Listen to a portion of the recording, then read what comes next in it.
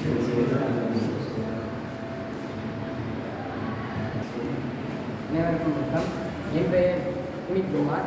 நான் 11ஆம் வகுப்பு ஜோபின் சாகர் மேல்நிலைப் பள்ளியில் படித்து வருகிறேன். எங்கள் குழுவின் பெயர் மித்ராட். எங்கள் குழுவானது விலங்கு எரியாத காரணத்தினால் வண்டிகளில் ஏற்படும் ஆபத்தினை தடுக்க தீர்வை கண்டுபிடித்துள்ளது.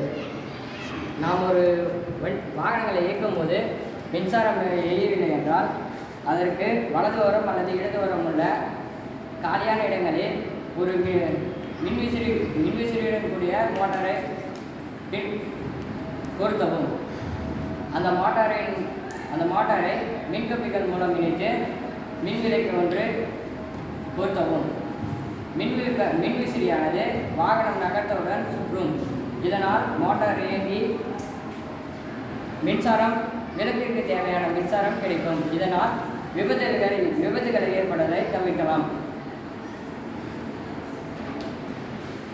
இந்தியாவில் ஏற்படும் அதிகப்படியான உயிரிழப்புகள் பாம்பு கடியினாலோ நாய் கடியினாலோ அல்லது விலங்குகளின் துன்புறுத்தனாலோ அல்ல, சாலைகளில் ஏற்படும் விபத்துகளாலே ஆகும். இவ்விபத்தினை தடுக்க இந்த விபத்துகள் ஏன் ஏற்படுகின்றது என்றால் வாகனங்களில் எரியும் முதன்மை விளக்கு எரியாதது இதற்கு முதன்மை காரணமாகும். இது எரியாத காரணத்தினால் பல்வேறு விபத்துகள் ஏற்படுகின்றன. வாகனங்களில் முதன்மை விளக்குகள் எரியாததற்கு காரணம் அதில் உள்ள பேட்டரிகள் ஆகும். அந்த பேட்டரிகள் வாங்கும் பணம் இல்லாத காரணத்தினால் வாகன ஓட்டிகள் பேட்டரி வாங்குவது சிரமப்படுகிறார்கள். எனவே அந்த சிரமத்தை தடுக்க நாம் இயந்திர ஆற்றலை மின்னாற்றலாக மாற்றும் தத்துவத்தை பயன்படுத்தி நம்ம வண்டி இயக்கும் போது ஃபேன் சுற்றி அதிலிருந்து வர கரண்ட்டை விளக்குக்கு போய் விளக்கு எரியும்.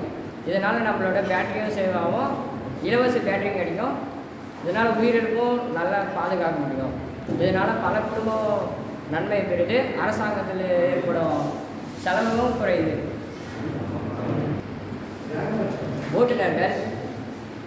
ஓட்டுநர்கள் பேட்டரி வாங்கும் காசு இல்லாதனால தான் இந்த மாதிரி விபத்துகள் ஏற்படுகிறது.